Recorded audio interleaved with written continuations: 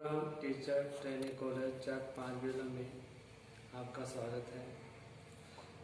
मैं प्रभजीत से आपको बीएड द्वितीय वर्ष का जो फोर्थ पेपर है समावेशी विद्यालय का निर्माण या सृजन, तो इसका नाम कभी कभी समावेशी शिक्षा का सृजन भी आज लिखा होता है। तो एक ही सब्जेक्ट है, एक ही सिलेबस है। तो इसमें समावेशी शिक्षा के अंदर हम फोर्थ पेपर के अंदर जो समावेशी शिक्षा का अध्ययन करेंगे। तो बीएड जो द्वितीय वर्ष में जो प्रमोट हुए हैं उनके लिए हम ऑनलाइन क्लासें शुरू कर रहे हैं, क्योंकि कोरोना के कारण ऑफलाइन जो कॉलेज में अभी ऑफ है, तो इसलिए कॉलेज लग नहीं रहे हैं, तो हमने ऑनलाइन क्लासों का जो व्यवस्था की है। तो आप इन ऑनलाइन क्लासों को अच्छी तरह से देखें और अपने नोट्स तैयार करें, ताकि आपका साथ साथ सिलेबस होता है। तो आज हम समावेशी शिक्षा के बारे में पढ़ेंगे कि समावेशी शिक्षा की अवधारणा क्या है, क्या उसकी इसका उदय कैसे हुआ और क्यों इसकी आवश्यकता पड़ी। तो हमने मनोविज्ञान के अंदर दो प्रकार की, तो इसमें यूनिट नंबर से आप अपने देखते हैं। सबसे पहले हम इसका सिलेबस के हिसाब से देखें तो हमें समावेशी शिक्षा का जो कॉन्सेप्ट है उसको हमारी बुक्स के अंदर 5 इकाइयों में बांटा हुआ है। तो समावेशी विद्यालय के निर्माण के अंदर तो पहली यूनिट है वो है समावेशी शिक्षा के जो प्रस्तावना मुद्दे हैं उसके परिप्रेक्ष्य के अंदर है। तो इसमें हमें सबसे पहले समावेशी शिक्षा की अवधारणा पढ़ेंगे, अर्थ पढ़ेंगे, परिभाषाएं हैं, महत्व पढ़ेंगे और कुछ उसके सिद्धांत हैं, किन सिद्धांतों पर समावेशी शिक्षा कार्य करती है और समावेशी शिक्षा के प्रतिमान क्या है, मॉडल्स क्या हैं इसके, जिसके आधार पर ये कार्य करती है। तो इसी यूनिट के अंदर जो सेकेंड जो सब यूनिट है उसके अंदर हम समावेशन और अक्षमता के बारे में पढ़ेंगे कि अक्षमता जो डिसेबिलिटी होती है, क्योंकि बच्चे सामान्य बालक से अलग विशिष्ट बालक होते हैं, उसमें अक्षमता होती है जिसको हम अक्षम बालक बोलते हैं, डिसेबिलिटी बालक बोलते हैं। वो शारीरिक रूप से हो सकते हैं, मानसिक रूप से हो सकते हैं और स्वेगात्मक रूप से हो सकते हैं, आर्थिक रूप से भी हो सकते हैं, और एक वंचित वर्ग भी होता है जो सामाजिक रूप से वंचित वर्ग होता है, वो भी अक्षम की श्रेणी में आता है। तो इसके बारे में भी हम अध्ययन करेंगे। तो इसके बाद हम इसी यूनिट के अंदर विशिष्ट शिक्षा, समेकित शिक्षा और समावेशी शिक्षा के बारे में भी अंतर करेंगे, इसमें अंतर क्या है। तो इस प्रकार से हम, और इसी यूनिट के अंदर हम तीसरा भाग है वो RTI 2009 है जो राइट टू एजुकेशन या शिक्षा का अधिकार है, उसके अंदर किस प्रकार के प्रावधान किए गए हैं वो भी इसका अध्ययन करेंगे। तो दूसरी जो इकाई है वो हमारी समावेशी शिक्षा के अंदर राष्ट्रीय और अंतर्राष्ट्रीय नीति की है, जिसके अंदर हम अध्ययन करेंगे कि समावेशी शिक्षा का किस प्रकार से इन नीतियों के अंदर प्रावधान किया गया है। जैसे भारतीय शिक्षा आयोग 1964-66 है, NCF 2005 है, और बाल विकार के अंदर भी समावेशी शिक्षा का क्या प्रावधान है, बाल विकार में किस प्रकार से समावेशी शिक्षा की रक्षा करता है। और इसके अंदर जो अपने यूनिट नंबर 3 है उसके बारे में अध्ययन करेंगे, जिसमें विविधता और समावेशी कक्ष प्रबंधन के अंदर देखेंगे विविधता के आधार पर कक्षा में किस प्रकार से प्रबंध किया जाता है, किस प्रकार से कक्ष का प्रबंध करना है ताकि हम बच्चे की विविधताओं को दूर कर सकें। यूनिट नंबर 4 है वो समावेशी विद्यालय के पाठ्यक्रम से जुड़ी हुई है कि समावेशी पाठ्यक्रम किस प्रकार का होना चाहिए, क्योंकि इसमें सभी प्रकार के बच्चे आएंगे, तो किस प्रकार से उनका सिलेबस होना चाहिए, क्या उसकी समय सारणी होनी चाहिए, पाठ्यक्रम सरल या कठिन न हो, ज़्यादा न सरल हो, इस प्रकार की बातें हम इसके अंदर करेंगे। तो यूनिट नंबर 5 है जो लास्ट है उसके अंदर समावेशी विद्यालय की शिक्षा में आकलन और निर्धारण, यानी कि सबसे पहले किस प्रकार से आकलन किया जाए, मूल्यांकन किया जाए कि हम समावेशी विद्यालय में शिक्षा दे सकते हैं, ताकि विद्यालय की पहचान, बच्चे की पहचान किस प्रकार से की जाए, उसके अभिलेखों के आधार पर, उसकी शारीरिकता के आधार पर उसका निर्धारण या मूल्यांकन करना है। तो इस प्रकार से हम यूनिट 5 यूनिट में बटा हुआ है आपका। तो हम पहले से शुरुआत से हम जब भी देखें तो समावेशी शिक्षा के अंदर है क्या, क्योंकि हमारे पास सामान्य शिक्षा है और विशिष्ट शिक्षा है, समेकित शिक्षा है और समावेश शिक्षा है। तो 4 शब्द हम जानते हैं, तो चारों के अंदर हम समावेश शिक्षा की क्या भूमिका है ये हम देखते हैं। क्योंकि हम मनोविज्ञान के अंदर, आपने फर्स्ट ईयर में मनोविज्ञान पढ़ा है बाल्यावस्था और विकास वृद्धि के अंदर, कि 2 प्रकार के बालक होते हैं, एक तो सामान्य बालक होता है और एक विशिष्ट बालक होता है। तो सामान्य बालक और विशिष्ट बालक के अंदर हम देखेंगे कि हमें क्या करना है। तो इसमें देखो, एक होता है सामान्य बालक और एक होता है विशिष्ट बालक। तो सामान्य बालक और विशिष्ट बालक को जब हम एक साथ बिठा करके जब हम एक ही कक्षा में शिक्षा देते हैं तो वो समावेशी शिक्षा है। तो फिर हमें हम कहते हैं कि सामान्य बालक और विशिष्ट बालक को एक साथ बिठा करके हम शिक्षा देते हैं। तो विशिष्ट बालक की क्या पहचान है, जो हमने एक टर्म और मैल की बुद्धि लब्धि की जो टेबल हमने देखी थी फर्स्ट ईयर के अंदर, कि उसमें 0 से लेकर 140 के अंदर बुद्धि को बांटा गया था बुद्धि लब्धि के अकॉर्डिंग। तो जिसमें 90 से लेकर के 110, 90 से लेकर के 110 जिसकी बुद्धि लब्धि है वो सामान्य बालक होता है। वो क्या है? सामान्य बालक होता है। इससे नीचे जो पिछला बालक है, अति पिछला बालक है, मूर्ख बालक है, और इसके ऊपर जो अति मान उसमें उच्च बुद्धि लब्धि वाला है, जहाँ प्रतिभाशाली बालक है, वो सारे इसके अंदर विशिष्ट बालक के अंदर आएंगे। तो इस प्रकार से सामान्य बालक और विशिष्ट बालक दोनों को मिलाकर के हम सब एक ही क्लास में जब बिठा करके शिक्षा ग्रहण करवाते हैं तो समावेशी शिक्षा कहते हैं। क्योंकि जो विशिष्ट शिक्षा है, विशिष्ट बालक है, विशिष्ट जो विद्यालय होते हैं वो एक स्पेशल बच्चे को शिक्षा देते हैं, और जो समेकित शिक्षा होती है उसके अंदर एक कोर्स के साथ कोई दूसरा कोर्स या कुछ समय के लिए बालकों को सामान्य बालकों के साथ लेके आ जाता है। लेकिन वो जरूरी नहीं है कि वो उस अक्षम बालक को शिक्षा दे। लेकिन समेकित शिक्षा के अंदर ये प्रावधान किया गया है कि ये संभव हो यहाँ तक हम उस बालक को उस सामान्य बालक के साथ ही शिक्षा ग्रहण करवाएं। तो इस प्रकार से हम समावेशी शिक्षा के बारे में थोड़ा सा देखेंगे कि उसका अर्थ क्या है, परिभाषा क्या है। क्योंकि हम देखते हैं कि समाज के अंदर कई प्रकार के बालक होते हैं जो शारीरिक रूप से, मानसिक रूप से, संवेगात्मक रूप से और आर्थिक रूप से, सामाजिक रूप से भिन्न होते हैं, जो कि सामान्य बालकों के साथ शिक्षा ग्रहण करने के योग्य नहीं होते, या उनको ऐसा होता है कि हम सामान्य बालकों के अलग हैं, हाशिए पर है। तो सरकार ने ऐसा प्रावधान कर रही है कि ये बालक भी सामान्य बालक के साथ शिक्षा ग्रहण कर सके। समावेशी शिक्षा के अंदर हमने कॉन्सेप्ट को पढ़ा था कि समावेशी शिक्षा है क्या। तो समावेशी शिक्षा की जरूरत हमें शारीरिक, मानसिक, आर्थिक और सामाजिक और लैंगिक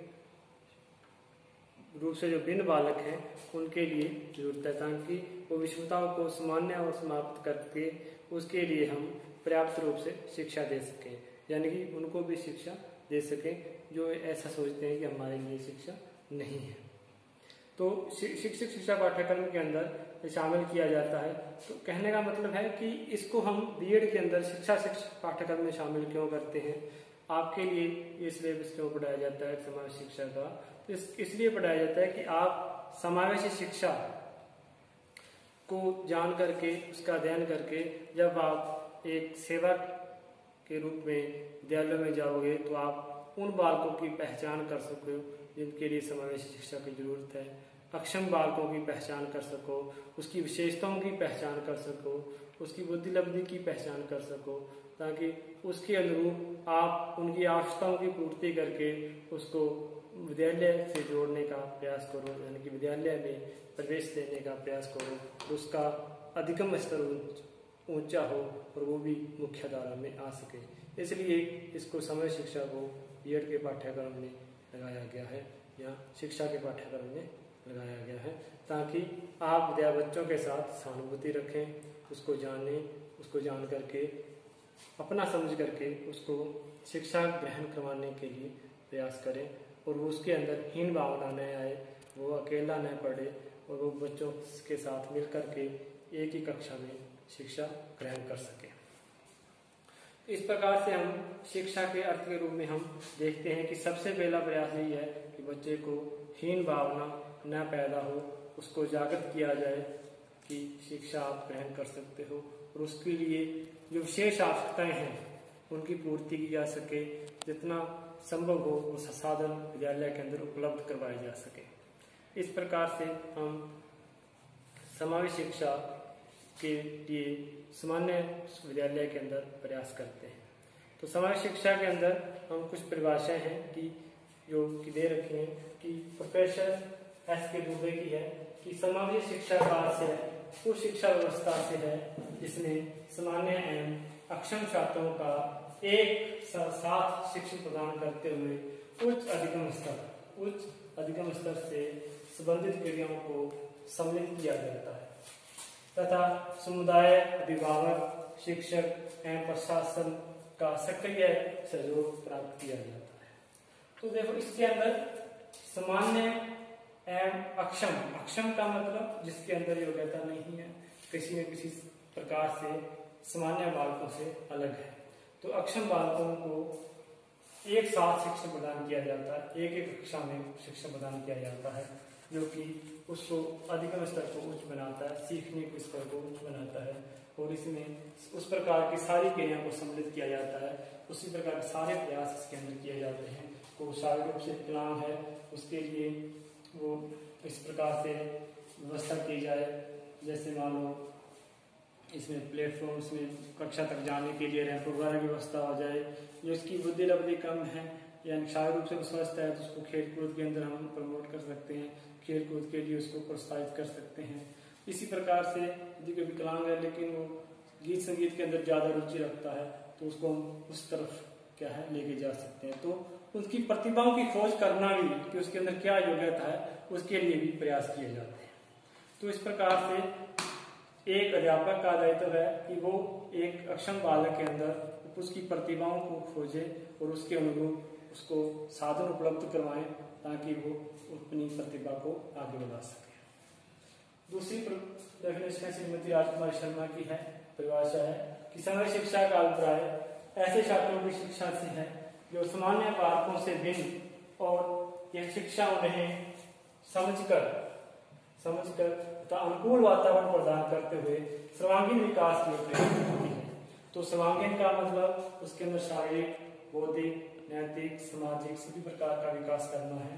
तो इस डेफिनेशन के अकॉर्डिंग हम सामान्य बालकों से जो भिन्न है उनको भी शिक्षा प्रदान करनी है और वह शिक्षा उन्हें समझकर यानी कि उसको समझना है कि किस प्रकार की योग्यता रखता है, कितनी बुद्धि लब्धि रखता है, किस प्रकार की एबिलिटी रखता है और उसकी कैपेसिटी कितनी है, वो क्या कैपेसिटी के रूप में और एबिलिटी के रूप में है और उसको उसकी एबिलिटी के अनुसार उसकी योग्यता के अनुसार वातावरण प्रदान करना है जिससे कि वो विकास कर सके, सर्वांगीण विकास कर सके, अपना अधिकतर विकास कर सके। इस प्रकार से दोनों डेफिनेशन जो दो डेफिनेशन के अनुसार है उसमें हम ये समझते हैं कि सामान्य बालक के साथ अक्षम बालकों को भी एक साथ शिक्षा देने का प्रयास किया जाता है समावेश शिक्षा के अंदर। तो इसमें एक लाइन जो लिखी हुई है कि इसके लिए समुदाय, अभिभावक, शिक्षक, प्रशासन का सक्रिय सहयोग प्रदान किया जाता है। तो इस काम के लिए सभी का, अभिभावक का जागरूक होना भी जरूरी है, विद्यालय अध्यापक का होना भी जरूरी है, प्रशासन भी इसके लिए प्रयास करता है, सरकार भी प्रयास करती है। सरकार समय समय पर नए नियम लेके आती है समावेश शिक्षा के लिए, बाल अधिकारों के रूप में, शिक्षा के रूप में, शिक्षा के अधिकार के रूप में जो नए नए नियम लेके आती है वो एक शिक्षा समावेश शिक्षा के रूप में ही लिए जाते हैं। इस प्रकार से हम समावेश शिक्षा के अभिप्राय को दो डेफिनेशन के अंदर उसके उद्देश्यों की आवश्यकताओं को भी समझ सकते हैं। तो हम अब अपने इसके उद्देश्य के बारे में अध्ययन देखें तो कि इस समावेश शिक्षा का में उद्देश्य क्या क्या है। तो हम जानते हैं कि इस डेफिनेशन के अकॉर्डिंग देखें तो हमें पता चलता है कि सर्वांगीण विकास करना है, बालक की प्रतिभाओं का विकास करना है, बालक के अंदर शिक्षा का जितना हो सके सार्वभौमिकरण करना है, प्रत्येक कोने तक, प्रत्येक बच्चे तक शिक्षा प्राप्त हो सके, ऐसे बच्चे जो विशिष्ट विद्यालय के अंदर थोड़ी बहुत क्षमता रखते हैं और विशिष्ट विद्यालय के अंदर नहीं जा पाते और उसको सामान्य विद्यालय भी प्रवेश नहीं देता, तो इस प्रकार से उन बालकों को हम जागरूक करके उस सामान्य बालकों के साथ अध्ययन करवा करके हम उसकी शिक्षा को उच्च बना सकते हैं, उसको मुख्य धारा में ला सकते हैं। तो इस प्रकार हम देखते हैं समावेशी शिक्षा के कुछ उद्देश्य हैं जिसको हम देखते हैं।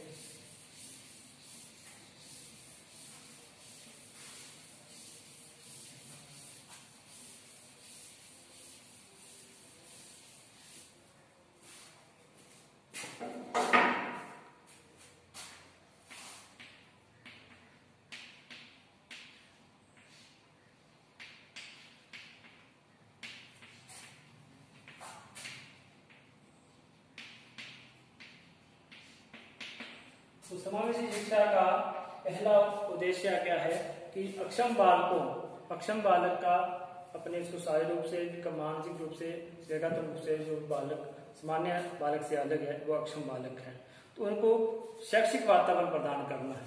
तो अक्षम बालकों को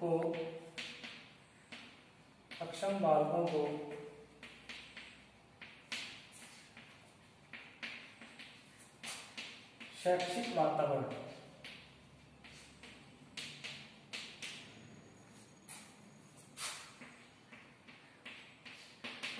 तो इस प्रकार से अक्षम बालकों को शैक्षिक वातावरण प्रदान किया जाता है, वो शिक्षा ग्रहण कर सके, उनके लिए जितना पास हो सके अपने निजी विद्यालय, अपने पास वाले विद्यालय के अंदर वो शिक्षा ग्रहण कर सके।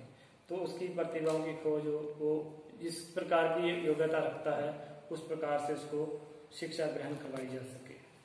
तो दूसरा है बालकों में निहित प्रतिभाओं को खोजना। बालकों में निहित प्रतिभाओं को खोजना।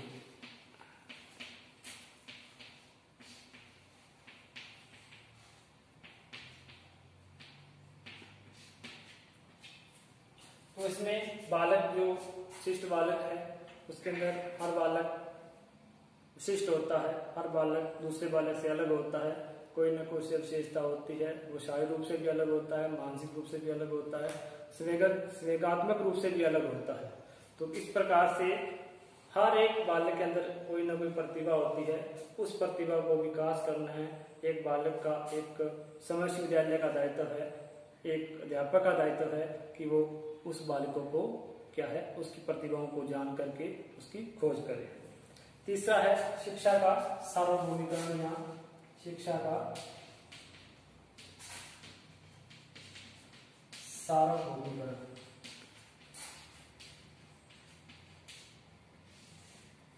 तो इसमें शिक्षा पहुंचानी है, शिक्षा अधिकतर बच्चों के लिए पहुंचानी है। हर बालक के साथ कोई भी अनपढ़ न रहे, कोई भी बालक शिक्षा से वंचित न रहे, इस प्रकार के प्रयास किए जाते हैं। तो इसके लिए शिक्षा का सार्वभौमिकरण किया जाता है। इसमें शिक्षा RTA 2009 के तहत प्रावधान किए गए हैं, कुछ बाल अधिकार दिए गए हैं, कुछ अपने जो संविधान है, संविधान के अंदर भी शिक्षा का अधिकार मूल अधिकार बना दिया गया है। और इसके अंदर जो कर्तव्य है, माता पिता का कर्तव्य है कि वो अपने बालकों को शिक्षा ग्रहण करवाएं। इस प्रकार से वो सारी चीजें समावेशी विद्यालय के अंदर आती है ताकि वह हर एक बालक के में शिक्षा प्राप्त हो सके। अब है कि शिक्षा के समय शिक्षा का और क्या उद्देश्य हो सकता है। तो शिक्षा का जो मेन उद्देश्य है वो अक्षम बालकों में आत्मविश्वास पैदा करना है, या अक्षम बालकों में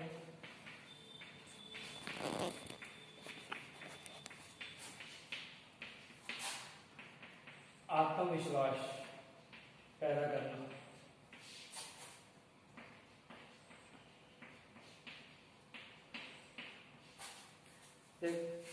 जो अक्षम बालक है वो जब सामान्य बालक के साथ बैठ करके शिक्षा ग्रहण करता है तो उसको ऐसा महसूस होता है कि वो भी एक सामान्य बालक है, क्योंकि यदि उसको अलग विशिष्ट शिक्षा में डाला जाता है या फिर वहाँ भी कम अपंगता होने के कारण वहाँ एडजस्ट नहीं कर पाता, तो इधर अपने जब सामान्य बालकों के साथ उसको शिक्षा ग्रहण करवाएंगे तो वो क्या है, उसके अंदर आत्मविश्वास आएगा, उसकी प्रतिभाओं की खोज करेंगे, उसकी प्रतिभाओं के आधार पर हम उसको सुविधा उपलब्ध करवाएंगे, उसको प्रोत्साहित करवाएंगे। तो इस प्रकार से वो क्या है, आत्मविश्वास के रूप में आएगा और उसको एक हीन भावना से बच जाएगा, उसके अंदर हीन भावना पैदा नहीं होगी, क्योंकि वो सामान्य बालक के साथ सामान्य रूप से बैठ करके शिक्षा ग्रहण कर रहा है। तो वो क्या है, एक अपने आप को सामान्य बालक समझेगा और सामान्य बालक समझने से उसके अंदर आत्मविश्वास आएगा। आत्मविश्वास पैदा होने के साथ ही वो हीन भावना से बच जाएगा।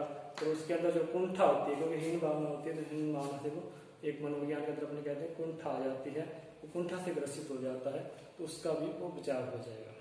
इस प्रकार से वो आत्मविश्वास के साथ कार्य करेगा, तो आगे भी वो कार्य करेगा। तो आगे है नंबर 5,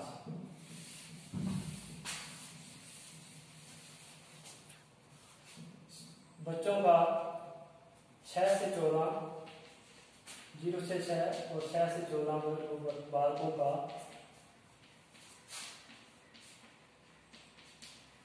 शिक्षा को बढ़ाना। इसमें क्या है, शिष्टता की पहचान करना है कि 6 से 14 बालकों की, क्योंकि छोटे बालक होते हैं, शिक्षा की बढ़ाने का मतलब ये है कि उसकी विशिष्टता को पहचान किया जाए कि इसके अंदर किस प्रकार की विशिष्टता है, कौन सा गुण उसके साथ है, ताकि उसको उसी गुण के आधार पर हम उसको आगे उसकी मार्गदर्शन कर सकें, ताकि वो विशिष्टता को पहचानते हुए वो आगे बढ़ सके। अब है जो 7 नंबर है, 14 से 21 वर्ष के जो बालक हैं, बालकों को शिक्षा की मुख्य धारा से जोड़ना।